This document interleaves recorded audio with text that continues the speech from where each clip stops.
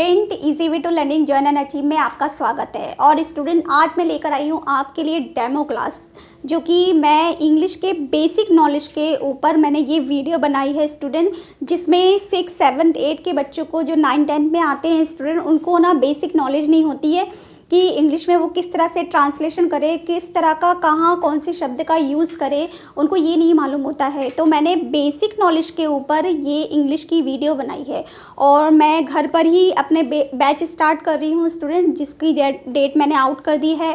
20 दिसंबर से ये batch start हो रहे हैं। टाइमिंग मैं बहुत जल्दी आपको अपने लिंक में प्रोवाइड करवा दूँगी आपको। तो स्टूडेंट, जो बेसिक नॉलेज आप लोगों को नहीं है, ख़ास तौर पे मैं 6, 7, 8 के स्टूडेंट को कहना चाहती हूँ जिनको बेसिक नॉलेज नहीं है, तो वो मुझे कांटेक्ट करें। मैं बहुत ही रीज़नेबल चार्जेस में आप लोगों को ट्यूशन्स पढ़ाऊँगी, ट्यूशन दूँगी कि इंग्लिश में आपको किस तरह से ट्रांसलेशन करनी है, किस तरह से कन्वर्जेशन करनी है। ये सारे नॉलेज मैं आप लोगों को अपने घर पर ही बैच स्टार्ट करके दे रही हूँ। सो स्टूडेंट, चलिए आज मेरी एक डेमो क्लास देख लीजिए, जिसमें आपको इतना बेसिक नॉलेज मिल जाएगी कि किस शब्द का कहाँ यूज़ किया जाता है, कि ये कौन कौन से वर्ड्स हैं जो कहाँ यूज़ करें, हमें ये नहीं समझ में आता है। तो आज मैं आप लोगों को पढ़ा रही हूँ स्टूडेंट प्रपोजिशन। प्रपोजिशन को कहते हैं संबंधवाचक, यानी कि जब आपने ये सुना ही होगा नाउन और प्रोनाउन, यानी कि संज्ञा और सर्वनाम। जब हम नाउन और प्रोनाउन पढ़ते हैं तो हम कन्वर्जेशन जो करते हैं, तो उस कन्वर्जेशन में जो वर्ड्स यूज़ होते हैं, जैसे कि एक नाउन से हम दूसरे नाउन को कनेक्ट करते हैं, रिलेशनशिप दर्शाते हैं, तो उस रिलेशन में किस तरह से हमें किस वर्ड का यूज़ करना है, वो होता है प्रपोजिशन। प्रपोजिशन की जो बेसिक डेफिनेशन है स्टूडेंट, वो बेसिक डेफिनेशन मैंने आपको लिख दी है और ये बहुत ही ईजिली आपको लर्न हो जाएगी। तो चलिए आइए स्टूडेंट, देख लेते हैं हम प्रपोजिशन की डेफिनेशन। प्रपोजिशन को कहते हैं, प्रपोजिशन इज़ अ वर्ड, यानी कि प्रपोजिशन एक शब्द है which is used to noun and pronoun to relation, यानी कि to connect to another relation to noun and pronoun in the sentence। जैसे कि बेसिक यहाँ पर ये है, preposition is a word which is used before noun और pronoun, यानी कि प्रपोजिशन एक शब्द है जो यूज़ किया जाता है बिफोर, यानी कि पहले, किससे? नाउन एंड प्रोनाउन के। तो पॉइंट आउट, यानी कि रिलेशन दर्शाने के लिए, relation with other noun and pronoun, यानी कि रिलेशन यानी कि संबंध दर्शाने के लिए किसी दूसरे नाउन और प्रोनाउन के लिए। तो ऐसे वर्ड्स होते हैं प्रपोजिशन। तो प्रपोजिशन में जैसे एग्जांपल में आज जो आप लोगों को 3-4 वर्ड्स ऐसे बताऊंगी जिसमें आप लोगों को कनेक्ट करके दो नाउन एंड प्रोनाउन को कनेक्ट करते हैं। तो एग्जांपल में यानी कि कौन कौन से ऐसे वर्ड्स होते हैं जो कि प्रपोजिशन कहलाते हैं। ये होते हैं in, at, with, into, between,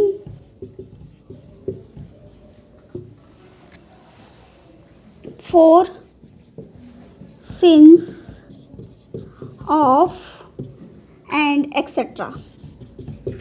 बहुत से प्रपोजिशन वर्ड्स होते हैं स्टूडेंट जो कि हम रोज़मर्रा की डेली लाइफ में यूज़ करते हैं, लेकिन हम कभी कभी बीच में जब इंग्लिश बोलते हैं तो हम उन वर्ड्स को भूल जाते हैं कि हम किस तरह से इस सेंटेंस को पूरा करें, क्या लगाएं। जैसे कि इन लगाए कि एट लगाए, तो हमें ये समझ में नहीं आता है स्टूडेंट। तो मैंने अभी आप लोगों को प्रपोजिशन की डेफिनेशन बता दी है और इसके साथ साथ मैं आप लोगों को इन, एट, विद कुछ ऐसे प्रपोजिशन के कनेक्टेड वर्ड बता रही हूँ आप लोगों को एक्सप्लेन, यानी कि विद उदाहरण आप लोगों को बताऊँगी किस तरह से आपको ये वर्ड्स यूज़ करने हैं। तो आई होप आपको डेफिनेशन याद हो गई। डेफिनेशन ये है, प्रपोजिशन इज़ अ वर्ड, यानी कि प्रपोजिशन एक शब्द है विच इज़ यूज बिफोर, यानी कि यूज़ किया जाता है किससे? पहले, किससे? नाउन और प्रोनाउन से, संज्ञा और सर्वनाम से पहले। Two point out it's relation, relation को दर्शाने के लिए, with other noun and pronoun, यानी कि विद किसके? किसी दूसरे नाउन और प्रोनाउन के सेंटेंस में, यानी वाक्य में। सो स्टूडेंट, आपको प्रपोजिशन की डेफिनेशन भी याद हो गई होगी। तो चलिए अब हम देख लेते हैं इन, एट, विद कुछ प्रपोजिशन वर्ड की उनको कैसे हम लिखते हैं और किस तरह से उनका यूज़ करते हैं। सो स्टूडेंट, मैं आप लोगों को बता रही हूँ कि प्रपोजिशन के कुछ वर्ड्स विद रूल्स, यानी कि रूल्स बताऊँगी कि ये जो वर्ड्स हैं इन रूल्स के अकॉर्डिंग कहाँ कहाँ इन वर्ड्स का यूज़ होगा। प्रपोजिशन का जो पहला वर्ड है, यानी कि काफ़ी वर्ड्स मैंने बताए हैं, ये मैं बता रही हूँ इनके बारे में। इनको हिंदी में कहते हैं मैं। जैसे कि मैंने आप लोगों का लिखा हुआ है माँ, यानी कि मैं वाला मैं नहीं, मैं।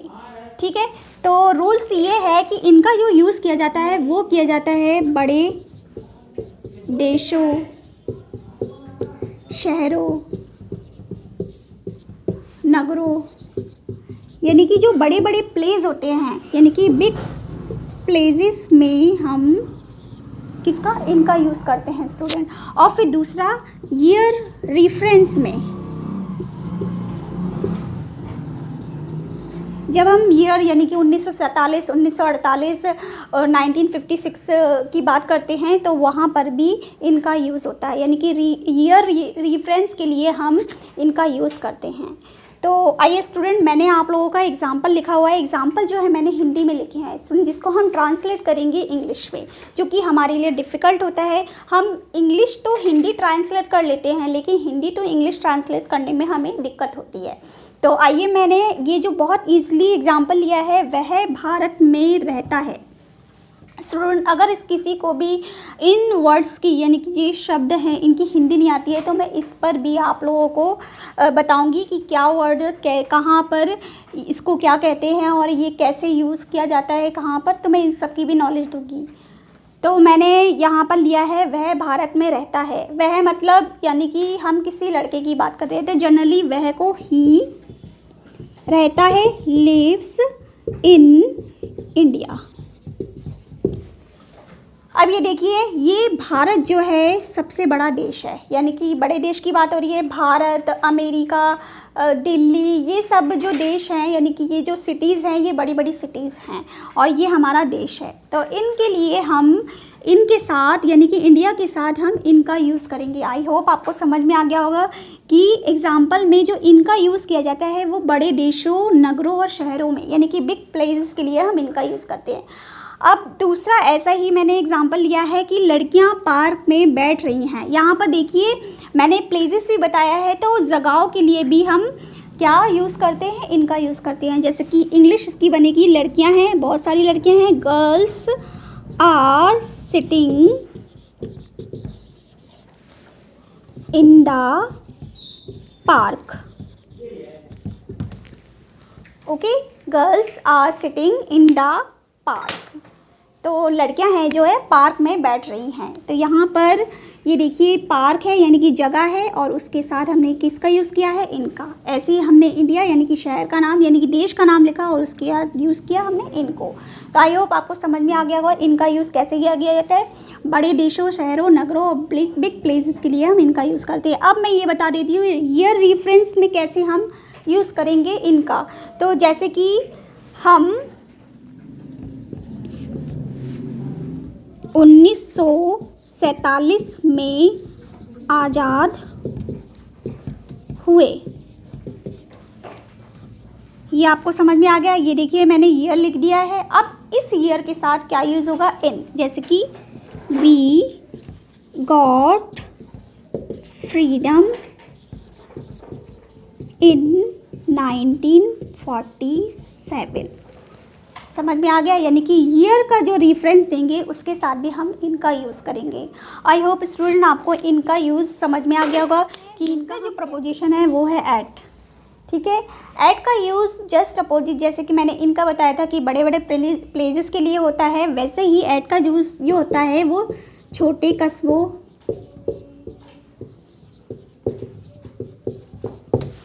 यानी कि शॉर्ट प्लेसेस के लिए,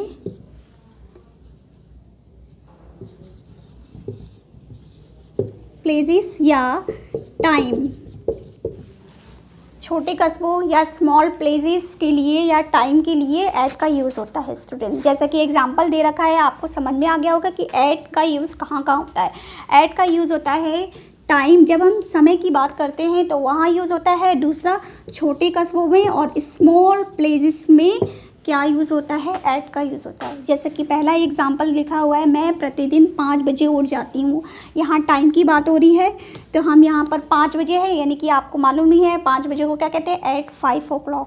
तो मैं प्रतिदिन यानी कि I get up at 5 o'clock every day,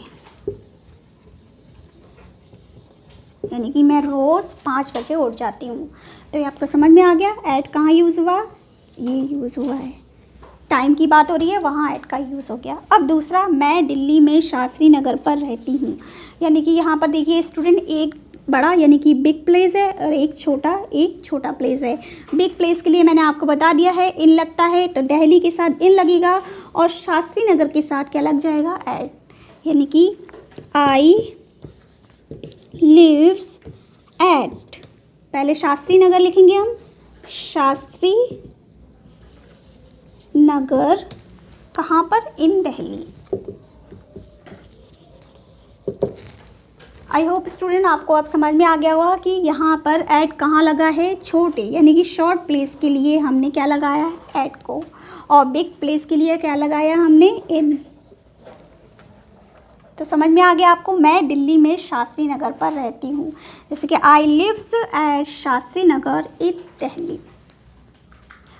ये होते हैं छोटे छोटे प्रपोजिशन के वर्ड्स जो कि स्टूडेंट ऐसे यूज़ किए जाते हैं कि हमें ये मालूम होता है कि हम जब हिंदी में बोल रहे हैं तो उसके साथ हम क्या वर्ड्स लगाएंगे, कौन सी प्रपोजिशन लगेगी कि हमें समझ में आए कि हमने ये सेंटेंस कंप्लीट ठीक से किया है। और भी प्रपोजिशन होती है स्टूडेंट, जैसे कि होती है ऑन, विद, ये जो प्रपोजिशन होती हैं स्टूडेंट, और इनटू,